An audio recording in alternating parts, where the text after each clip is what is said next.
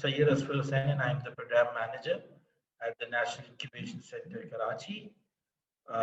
Today we are with an amazing panel and with a very interesting topic, which is built up towards our Investor Summit 2021. So basically, all startups need funding to scale, and it's very important for us and incubators around to make them investment ready, to make these startups have better understanding of the requirements that investors have and how to make them the right sort of eligible startups for investors. So we have before this investor summit, we had an amazing interaction with and a partnership announcement with N2 Technologies. We have Neil Ashman of N2 Technology and today's panelist, Derek Watson of.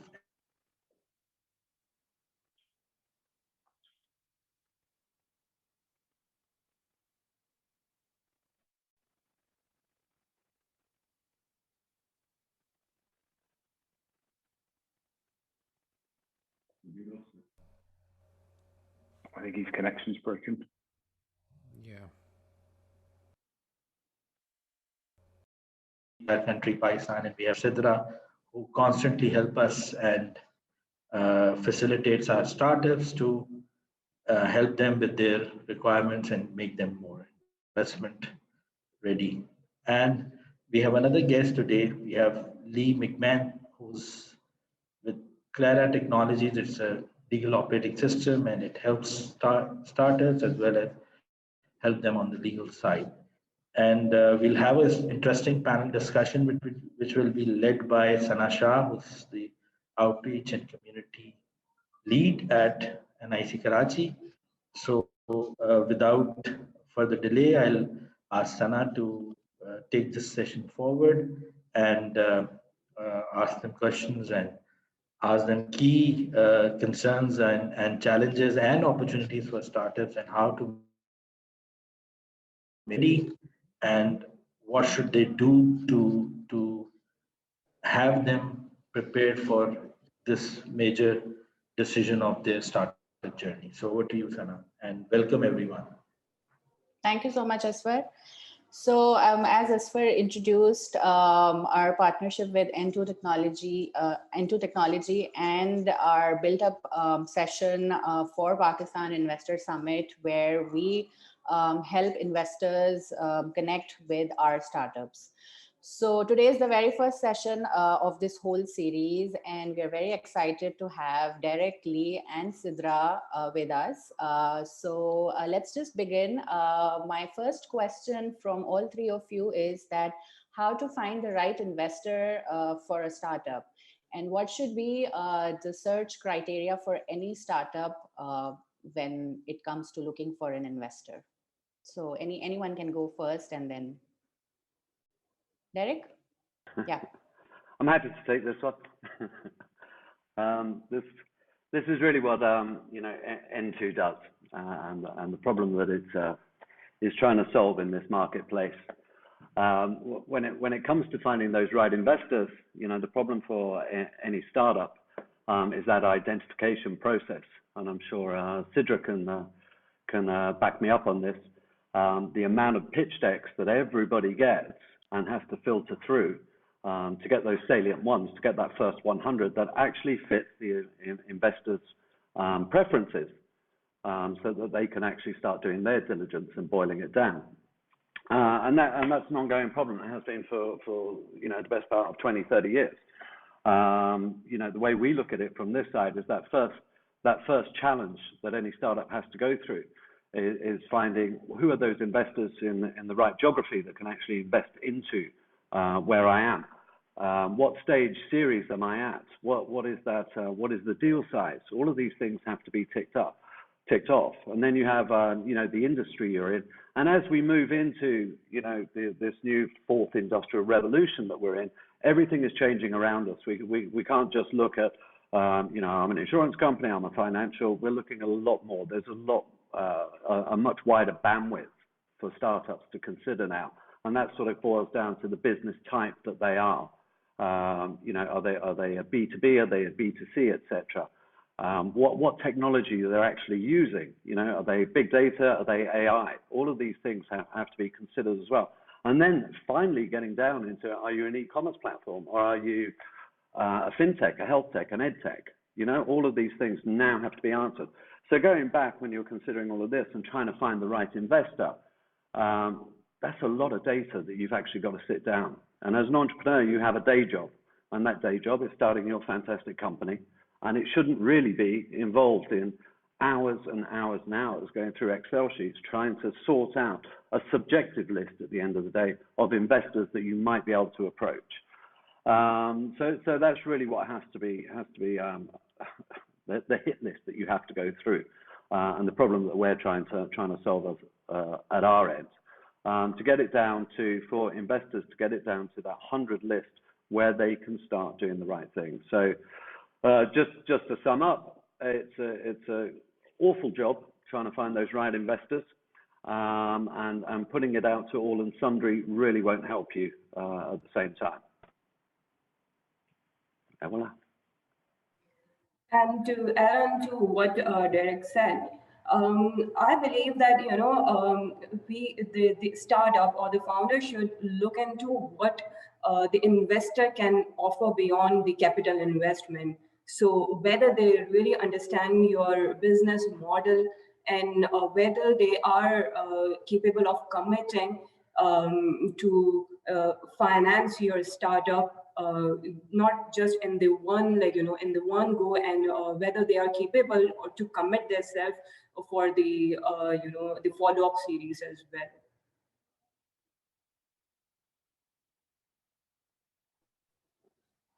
Okay. Lee, anything you would like to add to this? Yeah, just one other point from a legal perspective. It's really important to find investors who have quite a bit of experience in investing in startups, because you'll often see a lot of people who are interested in startups. They will be, there are a lot of time wasters who try to gather a lot of information by you know, getting more and more of the due diligence or the VDR rooms from all the startups. But the problem you've got is if you deal with people that have not historically invested in startups, particularly early stage startups, you'll find yourself in a position of going down very long paths, wasting time. They will try and dictate terms which are not industry standard, and it's not ideal. So, you know, the key thing is ask the question, have you invested in startups before? Should be yes. And the second thing is who, and can I speak to them, right? Who are the other companies that you've invested in? Because I've gone through lots of processes where the situation where an inexperienced investor promises the world and will force the startup to go down a path they should never have gone down, which can actually cause them to be crippled at their next funding round. If you do funding early stage right, you will find yourself getting to the next stage and the next stage a lot easier. But you know, you've just got to make sure not to sort of be led astray right at the beginning, because obviously as a startup, as a founder, you're hungry for money, right? And if someone promises you a reasonable ticket of cash, you're going to be pretty excited and want to close that as quickly as possible. And it's the old kind of, you know, sort of putting the blinkers on so that you're very much focused on that money as opposed to what you should be doing properly. Okay. So now this whole session is about investor readiness. So my question from all three of you is, in 5 points, if you can sum up what investor readiness is, and then we'll proceed with our questions. Lee? From my side, understanding what investors or venture capital are looking for from a structure, okay? Because you might have a local company, which is perfectly fine, and maybe an early stage local investor might invest in that entity. But if you're planning to grow and scale and you're trying to look at international investment, at least even in your next round, the reality is you need to then get some advice around what's the ideal structure that is going to be acceptable to the vast majority of investors. So that's number one. The other one is making sure that you've got your documents in order. Don't wait and think that if I receive funds, I will then go clean up my business. The reality is there's often a condition before receiving funds that you have the right documents. So it could be a co-founders agreement, it could be a shareholders agreement, anything that kind of assists the structuring of your business. Make sure IP is sitting in the right place, because ultimately when people are investing in a company, they're investing in a structure that protects the investor's rights, but they are also ensuring that the IP that they're purchasing, the intellectual property that you are as a team is creating, is captured in the entity they're investing in, not a side entity that you once owned or one that's offshore that doesn't connect to your current company, right? That's a key part. You should always keep a basic data room going, a virtual data room, okay? Because this is something that trying to do it at the last minute is hard, because you have to then go through all your emails, all your process, try and find all these documents. Every sophisticated investor will send you a due diligence request list, and that request list is usually quite long. It's got a lot of questions, and if you're starting from scratch and you've never seen one before, you'll spend a lot of time filling that out. So it's very important that you have things saved properly and in the right structure. Also, just the other one is understand the costs and time of raising money, because a lot of people will leave themselves on the 11th hour to get money. So sometimes it's important to have the conversation with a lawyer or an investor well before you plan to invest, get investment money, to understand what they expect from you. Because if they say, I want a trademark registered before we give you money, if they say they want your holding company structured in a particular way, all this costs money. So you need to allocate that cash before you get to that stage. Because what happens is you could sign a term sheet for $1 million that all these investors are going to pay you, but you won't see $1 of that $1 million unless you have structured or got all this in place. And often it's the chicken or the egg. You don't have the money to do it, but you can't get the money to do it. So it's a very difficult thing. So it's important. So they're the kind of things you need to look at as part of being investing ready. Okay. Sidra? To add on to what Lee said, I completely agree. And I would further add that you have a plan, you have a brilliant idea, but is the idea convincing enough financially to attract the investor? This is very important. From the investor's mindset, I can tell that no matter how great the idea is, but if you cannot materialize that idea, at the end of the day, it's worthless. So it is very important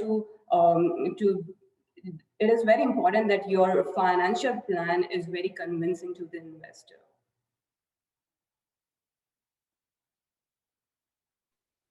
So my next question is about a financial plan, but let's hear what Derek has to say. On financial plans? Yeah, this is... Okay. No, I just okay, wanted so to add financial plan is something... Yeah. Sorry, I just wanted to please add go to the last question, because Lee rounded it off incredibly well. And I really would advise and put out there that the building the foundations of your business is critical to moving forward and being investor ready. The legal side, the structure, having all your ducks in order, essentially. But also there's a whole bunch of other parts, and that is part of your financials, making sure that your current financials are up to date and you understand them. And those financial forecasts are built on reality, from what you've got, the traction that you have, the clients that you're seeing that are paying. Before you get out there to be investor ready, it really is understanding how to communicate your problem and how to communicate your solution. What I find with a whole bunch of startup entrepreneurs, especially in the tech industry, is they are very, very keen to tell you about how they're building their technology. An investor, some investors are engineers and they might want to hear it, but the majority of investors that sit out there, they want to know how you're solving it and how easily you're solving it for people, not that you're using the greatest, latest bit of kit to solve the problem. And it's very important to focus on the investor, how he's going to make money through this whole thing. This is what his interest is. So, and then onto your financials, just to carry on with that. You know, putting that financial plan together, I would say there's 2 points here. If you're not an expert, if you're not an accountant, I would suggest, highly recommend that you get someone to do this for you. One, because it's incredibly time consuming and it's really not your day job, your expertise. So find somebody that can just put that day-to-day stuff together, and sit down with an expert when you are building your financial forecasts. You know, one of the biggest errors that is a recurring error is the entrepreneur's trick of saying, if I attain this amount of the market, my market size is a gadillion people, I just need 1%, and we're going to make loads of money. It doesn't rub. Nobody's interested in hearing that story. What you have to build into those financials is some real costs and how to grow to that market size, how much it's going to cost you to move forward. That's the reality. That's a real financial plan that someone sitting on the other side that's going to invest can get their teeth into and understand. Some fantasy and fictitious numbers just won't cut it. Okay. So I think that was my next question, that, you know, most of the startups fail to convince investors with their financial plan only. So what are the, you know, what is a convincing financial plan, and what are the essentials of a convincing financial plan? So I believe Derek has already answered. Anything else that you would like to add to this, Derek, before we proceed with Lee and Sidra's answers?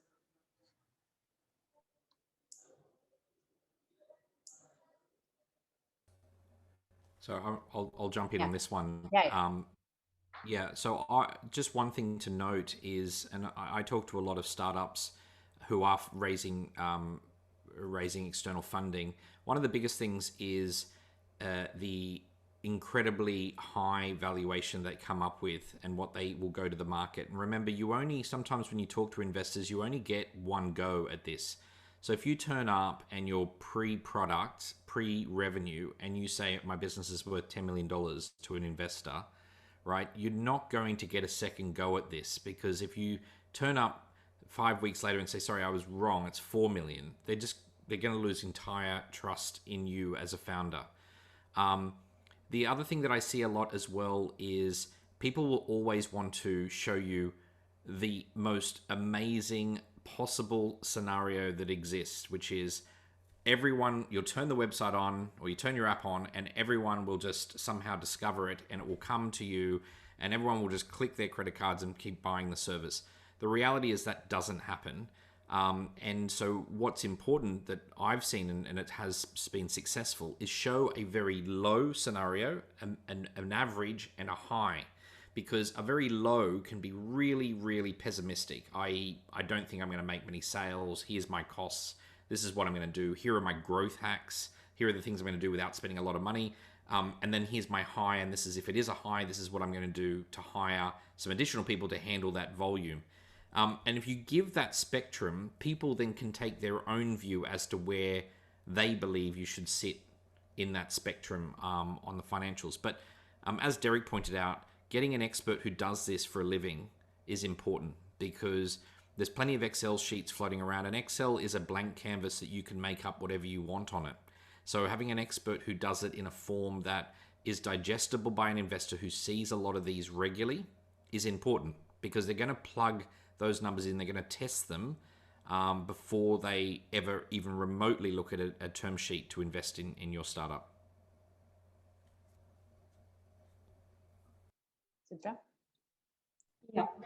So my add-on to this is, I think that most startups that I come across don't really justify the numbers that they put in the financial model. They have the great idea, everything is great, but then when we ask them, oh, why did you put this number, or what's the reasoning for this specific projection, they can't really justify it. So before you offer something to someone, you must understand it yourself. If you don't really understand your own business model, you will never be able to make the investor understand this. So this is the problem that we face, that when there is this questionnaire that we share on financial numbers, they really don't understand themselves. So yeah, again, both the panelists, they said it correctly that if you really don't have the expertise, then hire the third party person to make the financial model for you. But you must be, capable enough to make that your qualitative aspects turn into the quantitative aspects. Okay. So, Lee, you were mentioning about valuation, and since valuation is also mostly based on assumptions and uncertainty because it's mostly not in fixed numbers. So, what are the methodologies founders should use to value their startups? Any indicators, any methodologies that they should keep in mind? To be honest, it's probably a question for Derek and Sidra on this one. It's not, I don't get into the funding side. Ultimately, I see the clients come up with their valuations, and I'm more the person who does the sniff test to say this sounds a bit too high. I don't know where this came from.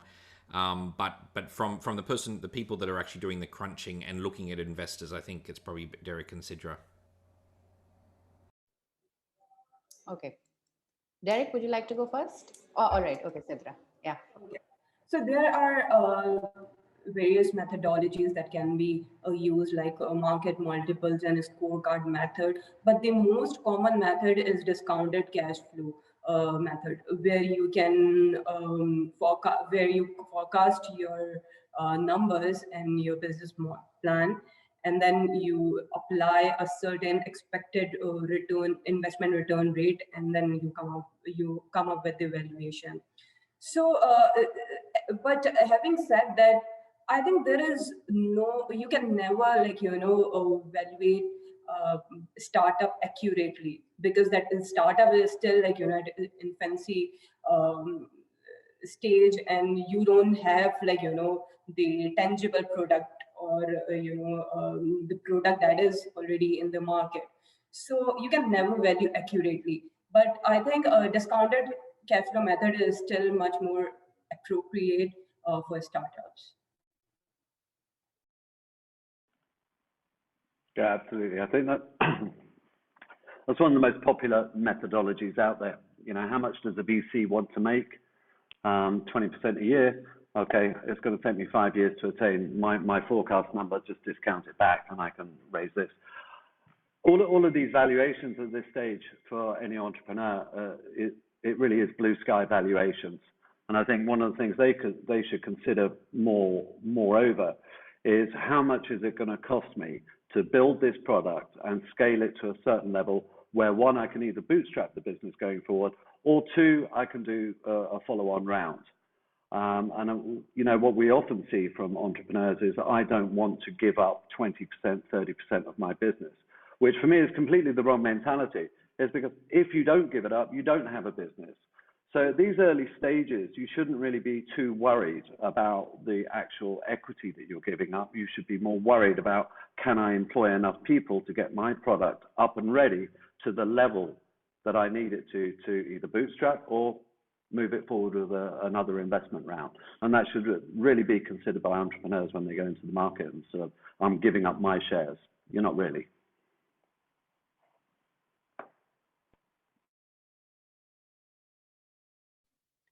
Okay, so we have a question in our chat also, and my next question was also that interacting with investors for startups can be challenging and overwhelming at the same time. So what should founders, or generally like co-founders and founders, do to achieve better results and to overcome this fear that they have usually while interacting with the investors?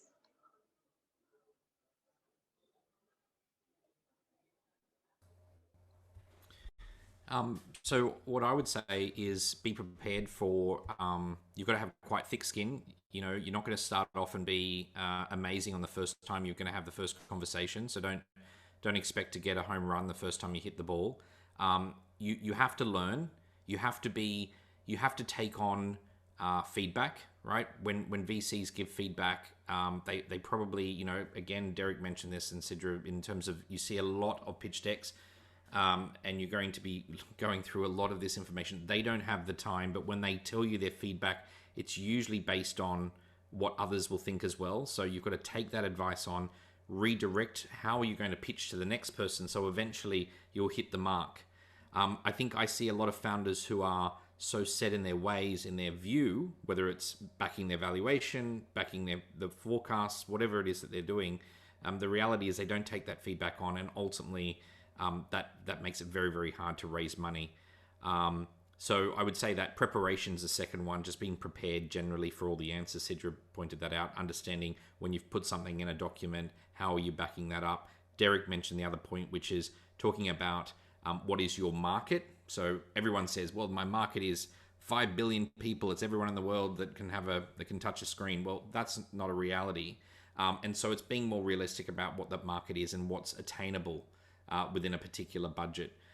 So I think they're the kind of things that you should be there. I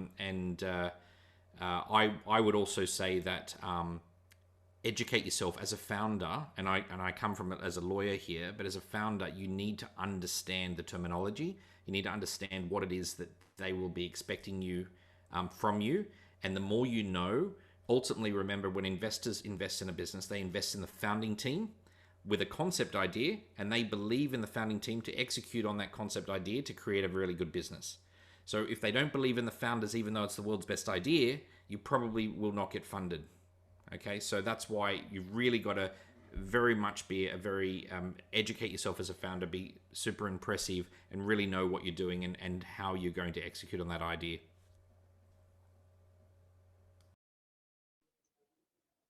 I think Lee answered my next question as well, but let's just hear what Derek and Sidra has to say. Yeah, sure. It's I don't envy these guys, you know, having to stand up in front of investors and being young, being super passionate about your product, and then having to perform. But there are some things that you can install to make the process much easier. And we touched on that at the beginning, setting up the foundations of your business correctly and having all those things lined up and in place. That gives you the platform to actually start talking about your product without any questions coming back to you that you can't answer about how you've set it up. I think one of the critical things to look at as well is that founding team, and make sure it is complementary. Make sure that the guy that's standing up is actually the leader of that, making sure their skill sets have been diversified enough. No one's an expert in absolutely everything, so you've got to make sure you can answer all of those questions as well along the way. And again, you know, there's a lot of traps out there. So speak about what you know. Don't start going off on tangents about what you don't know. You have a plan. You know, we can only get from A to B. We can't go from A to Z in one go. So understand where you're actually heading. You can have a vision and a dream going forward, but you can't base a business on where you are today with some vision. So you've got to actually explain it correctly and understand it. When you're being asked these questions, don't try and answer them to please. If you don't know the answer, you don't know the answer. If there is no answer, there is no answer. Don't get trapped in the moments of silence where you just keep on speaking and blurting out stuff that really isn't appropriate for that meeting. Every entrepreneur should know their business inside out and upside down, and just speak about those salient facts and be passionate and precise about what you're doing, what you're trying to achieve. You'll meet the right investors, and you know, hopefully it will all match, and you'll be able to build your dream. I absolutely agree with what Derek just said. That first you need to understand your thing, your work, and your business. And you don't always have to be very spontaneous with answering the investor's question. You can always say that, oh, okay, I will do this, like, you know, I will do some sort of research, and I will come back to you later on. Instead of giving the wrong answers, you can always prepare yourself for the right answer, and then later on you can share your answer. Okay. So Derek, you mentioned about dream team. So what is a dream team? and how since most of the VCs look for passionate and determined founders, but what about the whole team? What about the whole team? um, I think it really is the sort of the complementary role.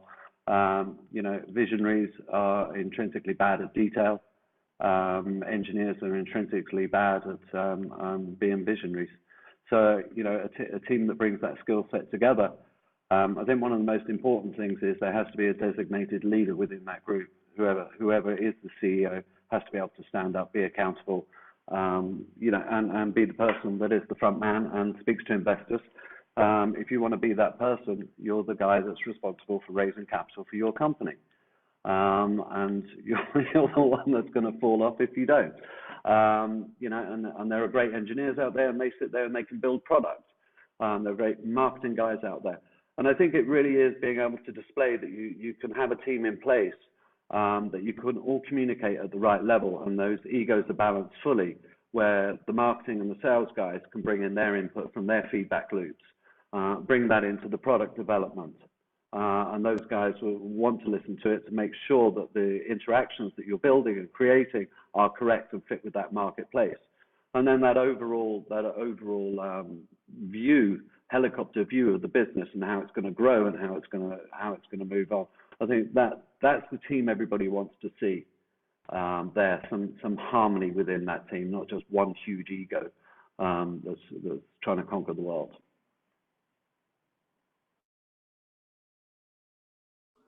Yeah, Lee? Yeah, I was just going to say as well, I completely agree. The key thing is the founding team, your experience leading up to being a founder is important. And that doesn't mean that you can't be the Mark Zuckerberg or the Bill Gates of the world who you're still at university and you've been successful. Of course, that's possible as well. But if you do have a team that has got prior experience particularly in the area or the industry that you're doing your startup, that's super helpful, okay? Because therefore it shows industry knowledge, industry experience. Diversity is also an important one. It's hard, as Derek pointed out, if you have 3 developers, that might be fine if you're doing a very development-heavy product and it's very much asset-driven. But then who's your sales team? So then you have to think, well, do you hire a sales team? The reason why founding teams can be important is because founding teams are often incentivized through either their founding shares or a share incentive plan to stay. Right? A lot of employees outside might last a year or 2 in a startup. They never, they don't always stay forever.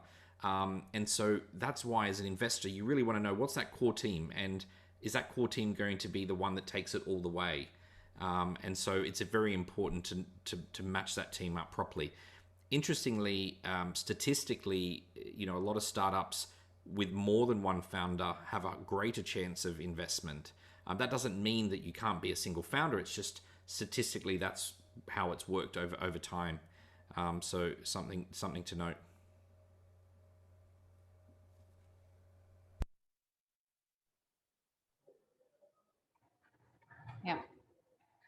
Yeah. So I think you should have a perfect blend, not really perfect, but a good blend of the team. So if you have a guy who has the technological knowledge, then you must have a guy who is good with marketing. Then you must have a guy who has the financial expertise. So I think it's a team, or a founding team should be a good blend of individuals who are from diversified backgrounds. So they really they are the building blocks of the startup at the end of the day. So the team must be diversified. The second thing would be determination.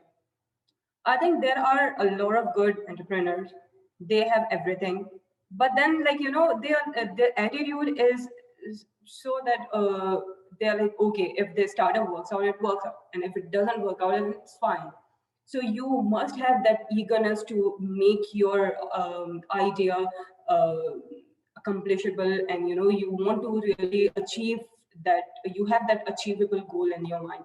So I think the attitude and determination and the good blend of the team are the key areas. Okay, so we have a few questions coming up on in our chat. But before that, what are we going to do is that we're going to promote these attendees to panelists so that they can talk to you, not on chat, but here on Zoom. So, but before that, a very common question, what is a perfect pitch?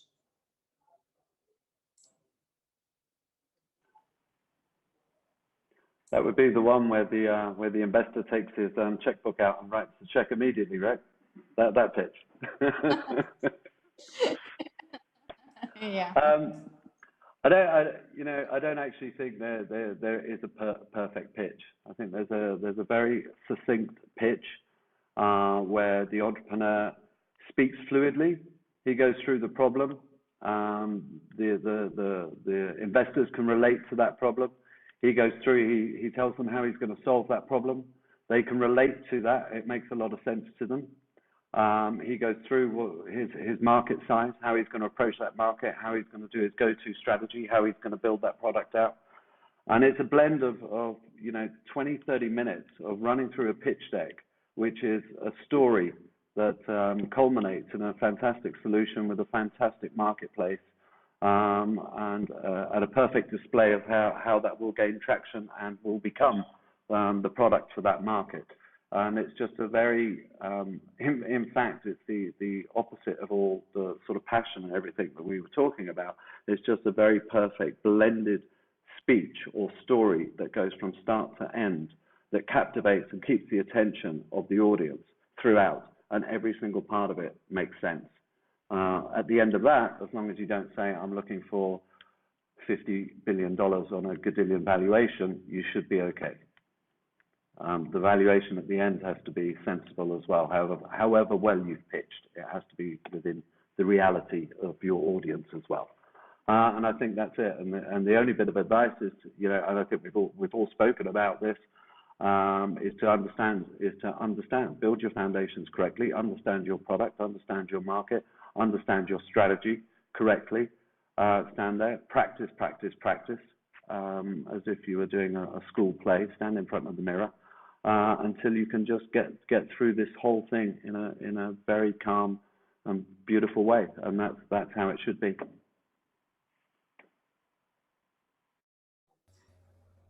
Yeah, I completely agree. I would just add that one of the things is with a startup, you wouldn't create a startup if you haven't identified a problem.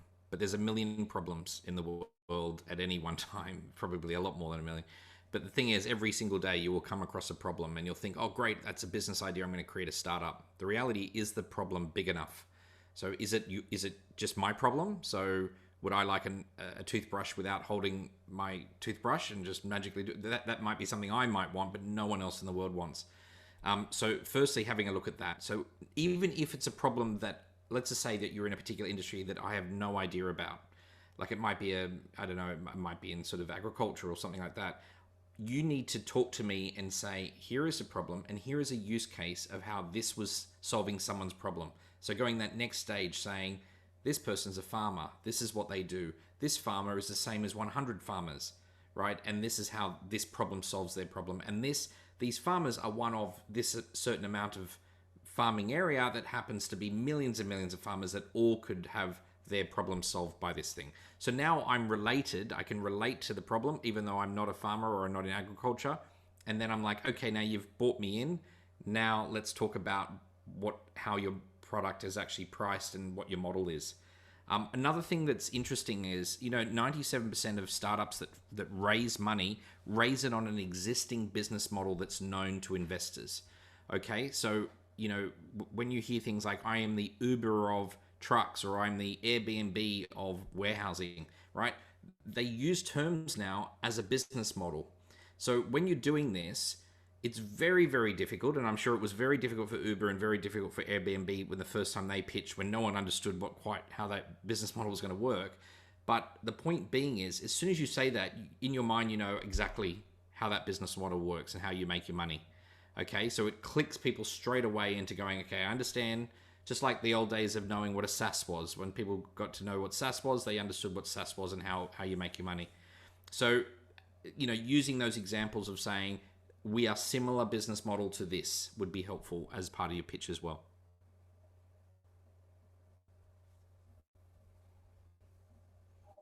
Sidra? Yeah. So I think there is the common problem that we come across whenever we encounter any pitch deck. There is no flow of the pitch deck. I mean, things are very scattered. There is there is team, there is the problem, there is the solution, but there is no flow. So first, whenever you go to any investor to present your pitch deck, you must first identify the flow. Okay. So how it goes, there is a problem. Okay. This is my solution. This is my target market. This is my team who will execute, and this is how much we want. So there must be a flow, and then the flow should be in such a way that it's convincing to the investor, and it is it is simplified. It's sometimes we get the pitch decks and without having a call with the founding team, we can't really understand what the business is, or what the product is. So I think it should be very crisp. It should be very to the point, and there are things that that can make the pitch deck very interesting. You can add the current standing of your business, then the corporate social responsibility is something, or the perspective on the society is something that now everyone is concerned about. So there are things that you can add on, but then the basic elements should be there, which is the problem, the solution, the team, and how much you are asking for. Okay. So we've promoted a few attendees to panelists for Q&A. So I can see Hamza Mateen. Hamza, would you like to go first? Or oh yes. Hi everyone. Nice to see everyone here. Okay, my name is Hamza Mateen. I'm the former president of Pasha, and also heading a forum called Apex, which is Entrepreneurs Exchange. We're just wondering that there are a lot of VCs and investors are popping up in Pakistan, and they lack proper experience in managing interaction with founders. And I see they are misusing that information, and they're not honoring NDAs. I think a lot of education on both sides, from the startup sides and also from the VC sides, is needed in this growing up market, so they can really use that information in a proper way and honor their NDAs. What is the international experience from our partners here who are has such a good experience working globally? Can they shed some light on it? Thanks, Hamza. I'll step in. It's not actually a unique thing to Pakistan. It's quite global. The reality of it is, I advise all my startups that the best confidentiality agreement, or NDA, is not the document, but actually how much information you share. Okay, so the reality is that if I wanted to know, it'd be like being KFC or something, and you're saying, here's how I make my chicken burger, but by the way, here is how my special herbs and spices are. The reality is, you don't need to give that extra information. You don't need to explain, here is the contract that I get my supplier from a factory to get my $20 items. If you give that away, it's way too much information. The reality is that most investors will want to see, obviously, the cash flow forecast, maybe your accounts, maybe your high-level business plan, right? And certain other levels, but they just really, really restrict how much information you give out. Because this comes back to my original point earlier in the session, which is there are a lot of investors who might be doing this as a bit of a shopping exercise to understand a particular market, to see where everyone is at, so they can pick the winner or to pick the best one out of multiple, and then know how their investment in that particular entity is going to be able to be escalated by having inside information. So again, be restrictive as to what you give. Because the only thing missing from the investor side is the knowledge about the industry, actually. And that information is coming from founders. So they really need to honor that. And there has to be an ironclad agreement, which should be executed and passed on to founders. And that's more related to people like NIC, which should propagate that experience and the knowledge to the founders, so they're careful when passing on information. Yeah, and just one thing to note, Hamza. So in startup world, it's basically a race to the end. It's a race to market share. So I'll give an example. Kareem, which I think is also in Pakistan, right? That wasn't their idea. That's Uber's idea, right? And they got sold by billions of dollars. Now, what did they do? They took the idea and they massively raised money very, very quickly, and they expanded as fast as they could, faster than Uber could, until such time as they were an acquisition target. The reality is, unless you were inventing the next 7G mobile network, then you should get a patent and you should keep it really under wraps and keep it very secret, right? And be protected by law. But the fact of the matter is, an idea is not actually something you can protect. All you can do is market and actually develop it and get market share on that idea. Okay, to the extent you can. Yeah, normally an idea in 6 months is already lost. That's true globally. But here, IP laws and intellectual property and things like that are not implemented, although they are in the law, but they're not implemented in electoral spirit. So there's a lot of loopholes, even in agreements, where you can bypass them. So that is, I think, will come with the maturity of the industry, I guess. People will know which are the players are honorable players, which are credible players. Yeah, and just Okay, to so wrap that up, actually, litigation is expensive. yeah, please go ahead, and then we'll move And to the argument. I was just going to just wrap this up by one thing. Litigation is expensive, okay? So unless you're a large organization to litigate on your rights, doesn't matter how great your contracts are, your contract is a starting point to litigation. So again, it comes back to the point that let's just say that you're the successful player in your industry and you get to a Series B and you've raised $20 million. That first $500,000 can be used to sue everyone who's stolen your ideas, right? But the thing is, you have to still have a document to prove that the idea was either incorrectly used or that the IP was owned by you. So I say to a lot of people, when you sign an IP assignment agreement early on, even though right now it probably it's not worth anything, it is worth something when you're about to IPO, a very good idea, because they'll look back all the way in the history and they'll be saying, that person developed that great idea in your product and that's valuable. We need to know that it's actually owned by the company. And that document you sign very early on will tick that box, right? It'll give the ability to be able to protect the interest of the investors.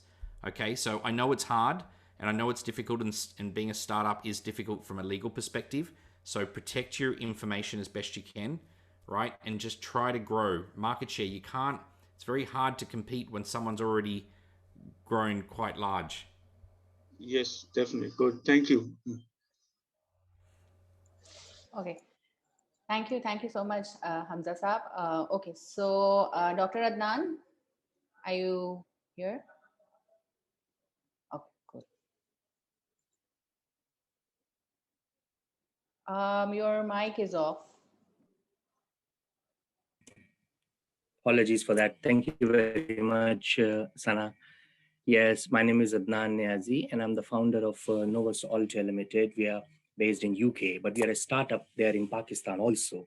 So my specific question to the panelists would be, for the startups like ourselves working from various different geographical locations where we have the backing and the support and the history of our earnings and the credible records, but on another location where we are trying to establish ourselves from scratch. How viable is it for a startup like ourselves to rely on our historical background and earnings and the historical valuation method, whereas the organization itself in Pakistan, for example, will be a completely new organization and will not be able to provide any stake in the overseas business of the organization? And what are the challenges in taking this sort of approach? Of course, there are advantages that we would like to rely on in terms of our track record and the historical background. Any one of the panelists, Lee or Derek, especially? Yeah, happy to jump in.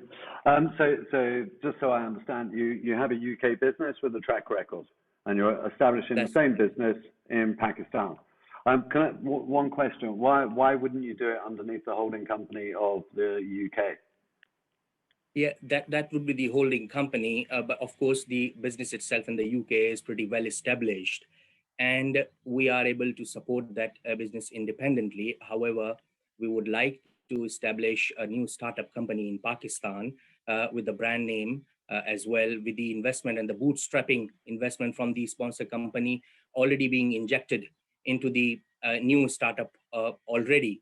However, we would like to verticalize the operation itself as a new startup in Pakistan and attract new investment for the new organization in Pakistan with innovative products which are not currently part of the UK operations.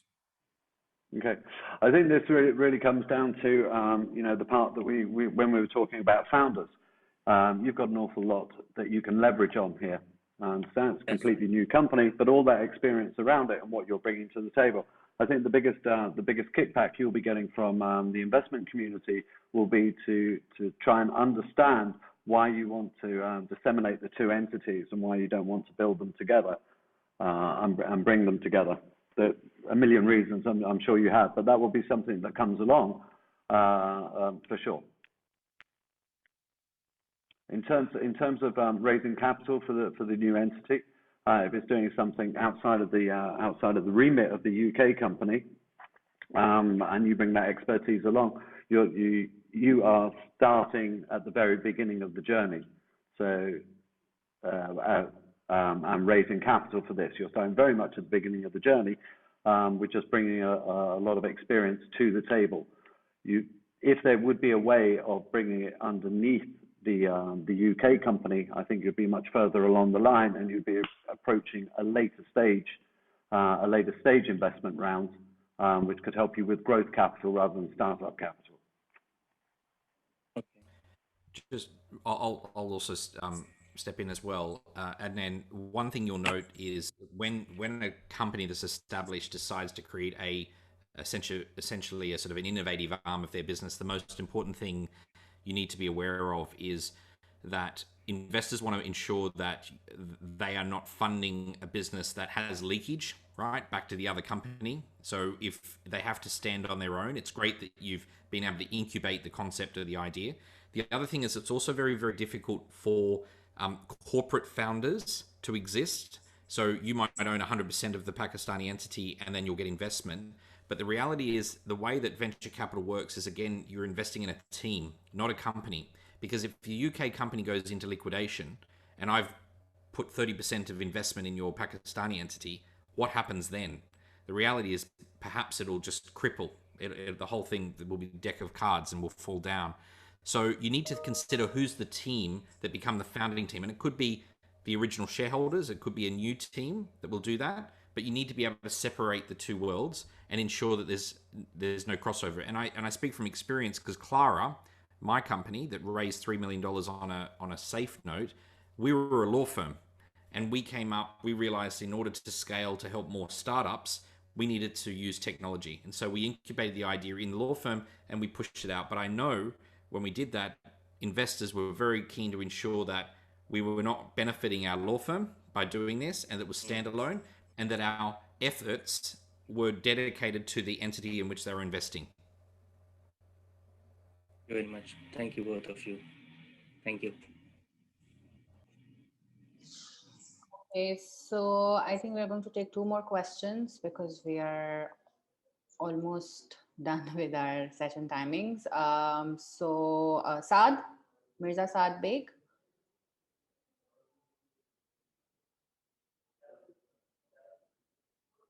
Saad, do you have a question for our panelists?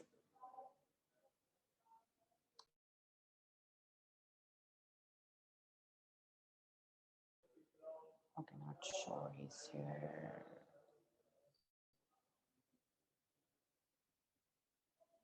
Habib Furkan.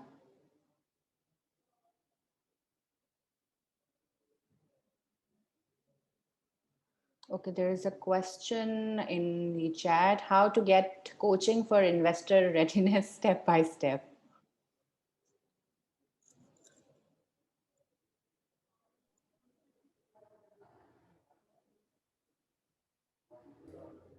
Okay, Ehsan Khan. Yeah, hi. Ehsan Saab, yeah. Hi. So you just made me Johnny on the spot, there with that. I was in the middle of typing another WhatsApp message, but I think great insights from Lee and Derek and all the presenters. I think so. I'll just tell you my background. So I'm an investor, co-founder in, I don't know if there is such a thing, but I have put in some money into a startup, and we're trying to get it off. It's fresh produce e-commerce, uh, particularly in the largest city of Pakistan. But we also were thinking, I mean, what is it? And we're making financial, doing that financial due diligence. So I'll take Derek's advice, and we will get a financial accountant or financial advisor to look at our cash flows and our sales, and then project accurate forecast, because we're going for some investment rounds. But so is there any, from what I've understood, don't aim too high, be realistic. And obviously, like I think it was Derek or Lee, there are a million problems to be solved at one given time. So I think we just have to keep it real. It's not that don't ask for too much so that you don't get another shot at it. I mean, I think the key to success is start small, take some baby steps, get some small seed funding, and then build it from there. I think that's the approach from what I could ascertain from your talk. That's all from my side. No questions, just my comments.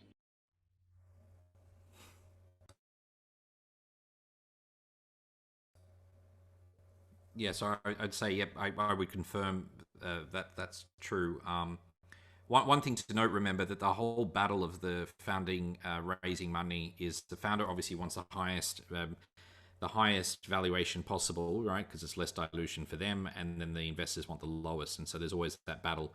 But again, it's coming into being realistic, because if you can't justify it, then what ends up happening is that you'll end up having a down round. And so the down round means that if you go in and say, I'm worth $8 million, and some people actually agree with you and they invest money at $8 million, and then you find yourself in the next round actually being only $5 million, then that's a down round, which means that the original investors will lose money.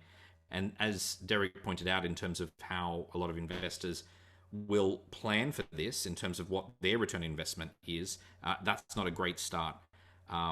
So I think it's important for you guys just to sort of remember that. There was also another question there, sorry, I'll just jump in just in terms of convertible note or equity.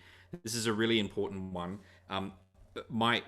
We are generally always for convertible notes under $1 million if you can do it, and if the investors are happy with that, largely because it's faster. And in very early stage investment, it's very, very difficult to value your business. So a cap can be useful.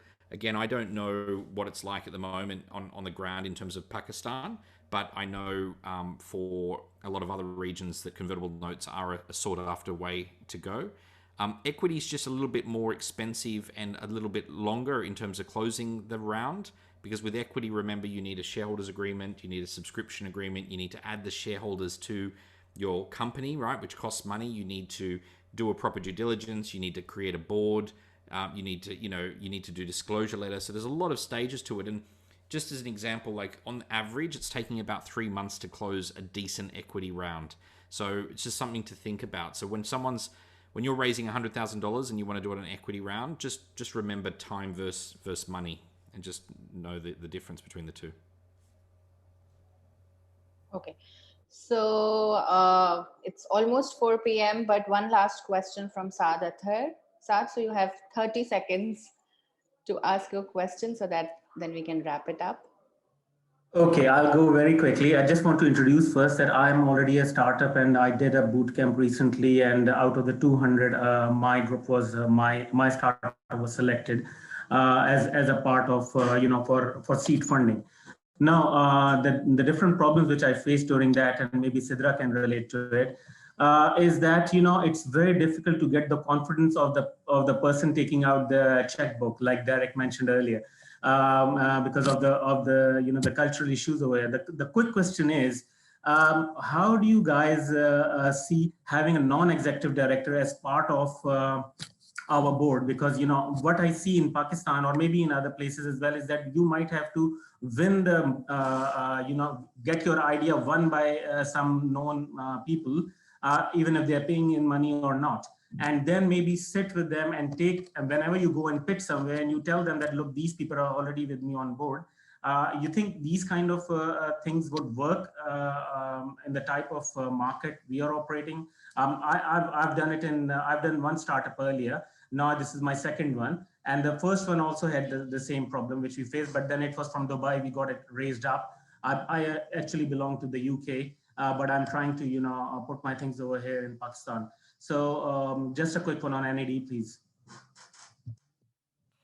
I'll just say from a legal perspective, when you talk about directors, the problem with having directors is that it usually requires an additional step, right? So you've got to add them to your company. They're actually on your articles as a director. There's fiduciary duties.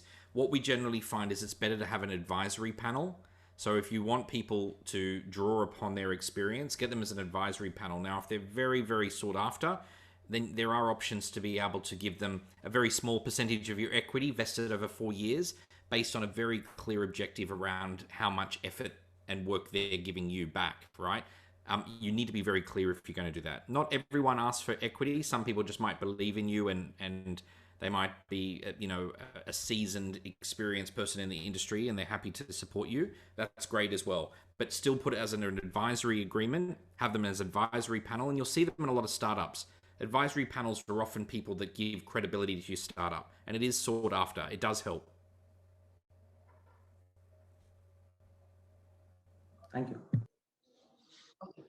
So we still have a lot of questions. So I think what we can do is that Derek, Lee, and Sidra, maybe we can collect all of these questions and email these to you guys. And maybe if you have time, you can answer these questions and then we can share it with the startups that are here and we couldn't take their questions, if that's okay with you guys. Yeah. I would love to answer those questions. So I think there are some interesting questions, but because we are short of time, so we can't really. Unfortunately, yes. Yeah, but you can definitely share the questions with us and at least with me. Sure. And Sure. So I think before we wrap up and end this session, I would like to thank Lee, Derek, and Sidra, and most importantly, Neil and Poppy, who've been working with me for the last 2-3 days to arrange this session. And thank you so much, guys. And hopefully we'll be interacting more in coming future, and would have someone from your teams for the main event, which is happening on the 5th of March. So before we end, there is a common practice that we all do is turn on our cameras and take a good photo before we end the session. So if you guys can just do that, turn on your cameras and maybe a thumbs up. 2 thumbs up for today's session. Okay, 2 thumbs up. So Asfar, we cannot see you. You cannot see me? No. Wow, might be some error. I have opened my camera. Is it working now? Okay, we can see you. Yeah. I think we can see you. Okay, great. Thank you. Okay, so Thank you, everyone. all should smile and maybe a thumbs up. Yeah. All right. Daniel, please let us know when. I like Derek's thumbs up. I have a lot of thumbs.